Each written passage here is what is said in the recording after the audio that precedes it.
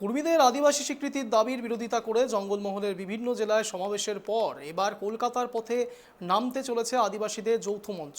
United forum of all Adivasi organisations নামে ওই সংগঠন আগামী 29শে সেপ্টেম্বর কলকাতার রানী রাসমণি রোডে একটি বিক্ষোভ সমাবেশের ডাক দিয়েছে। ওই দিন রাজ্যপালের সঙ্গে দেখা করে তার হাতে স্মারকলিপি তুলে দেওয়ারও কথা ফোরাম নেতৃত্বের। কুর্মীদের আদিবাসী স্বীকৃতির দাবির প্রতিবাদে এবার মহানগরীর বুকে বিক্ষোভের ডাক আদিবাসী ফোরামের। কুর্মীদের আন্দোলনের পাল্টা জঙ্গলমহলের জেলাগুলিতে বেশ কিছুদিন ধরেই ইউনাইটেড ফোরাম অফ অল আদিবাসী অর্গানাইজেশনের ছাতার তলায় আন্দোলন চালিয়ে আসছিল সাঁওতাল, ভূমিজ, কড়া সহ বিভিন্ন আদিবাসীদের সংগঠন। এবার সেই আন্দোলনকেই কলকাতার রাজপথে নিয়ে যাওয়ার ডাক দিল ইউনাইটেড ফোরাম। কুর্মীদের আদিবাসী হিসাবে স্বীকৃতির দাবির প্রতিবাদে আগামী 29শে সেপ্টেম্বর কলকাতার রানী রাসমণি রোডে জমায়েত ও বিক্ষোভের ডাক দিয়েছে ইউনাইটেড ফোরাম। নিজেদের দাবি সম্বলিত স্মারকলিপি রাজ্যপালের হাতে তুলে দেওয়ার কথাও জানিয়েছেন ফোরামের নেতৃত্ব। ফোরাম অফ অল আদিবাসী অর্গানাইজেশনের পক্ষ থেকে আগামী 29 তারিখে কলকাতা রানী রাসমণি রোডে বিরাট বিক্ষোভ সমাবেশের আয়োজন করেছি। সেই বিক্ষোভ সমাবেশে মূলত আমরা যে সমস্ত দাবি রেখেছি তার মধ্যে আদিবাসীদের ইতিহাস বিকৃতির মাধ্যমে ক্ষত্রিয় কুর্মী বা কুর্মী মাহাতোরা যেভাবে এসটি হওয়ার যে চক্রান্ত, এটা দাবি রাখা হয়েছে। জাতিসত্তার ধ্বংসকারী হিসেবে ইউসিসি বিল তার বিরুদ্ধে, এবং 2006 বনাধিকারের ভিত্তিতে 2023-এ যে বনাধিকার সংশোধনী বিল তার বিরুদ্ধে, দেউচা পচামি কয়লা খনির বিরুদ্ধে, অযোধ্যা পাহাড়ে টুরগা প্রকল্প, বাঁধ প্রকল্প, কাঁঠাল জল প্রকল্প বা ওখানে গাছ কাটার বিরুদ্ধে, এবং মণিপুর সহ সারা রাজ্য জুড়ে যেভাবে আদিবাসী মহিলাদের উপর নির্যাতন হচ্ছে, এই সমস্ত বিষয়গুলোর উপর ভিত্তি করেই আমরা আগামী 29 তারিখে কলকাতা রানী রাসমণি রোডে আমরা বিক্ষোভ সমাবেশে দলে দলে গোটা রাজ্যের মানুষ সমবেত হচ্ছে।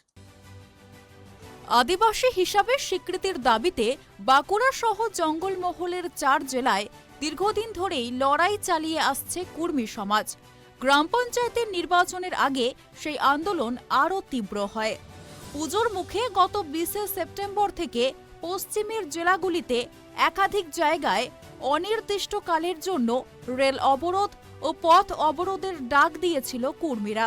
হাইকোর্ট ওই আন্দোলন বেআইনি ঘোষণা করার পর কুর্মীরা সেই আন্দোলন প্রত্যাহার করে নিলেও নিজেদের দাবিতে আগামী দিনে ফের আন্দোলনের হুঁশিয়ারি দিয়ে রেখেছে। এই পরিস্থিতিতে পাল্টা কলকাতার রাজপথে নেমে রাজ্য ও কেন্দ্রের ওপর চাপ তৈরির কৌশল নিয়েছে আদিবাসীদের মিলিত মঞ্চ। ইউনাইটেড ফোরামের তরফে ওই সমাবেশে লক্ষাধিক মানুষের জমায়েতের লক্ষ্যমাত্রা রাখা হয়েছে।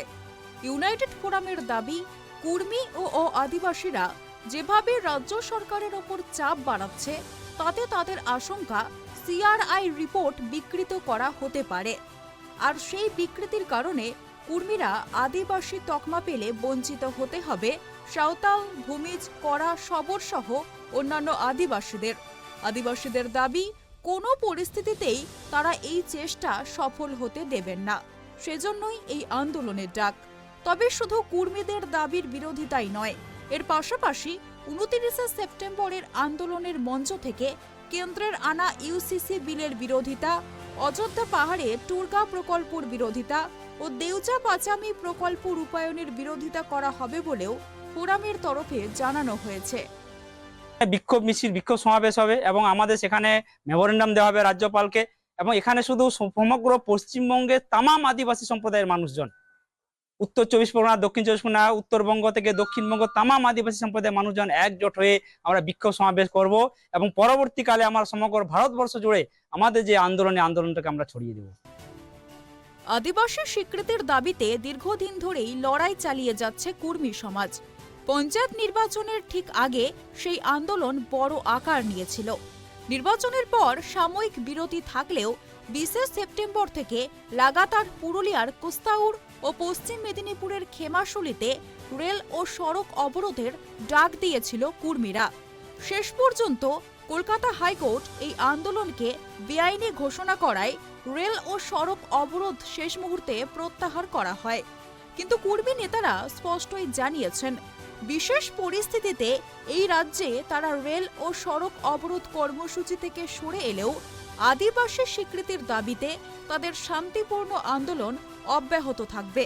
এই পরিস্থিতিতে সরকারকে চাপে রাখতে 29 সেপ্টেম্বর কলকাতার বুকে বিক্ষোভ সমাবেশের ডাক দিল আদিবাসীদের যৌথ মঞ্চ। বাঁকুড়া থেকে সিধু মান্ডির রিপোর্ট, ট্রাইব টিভি।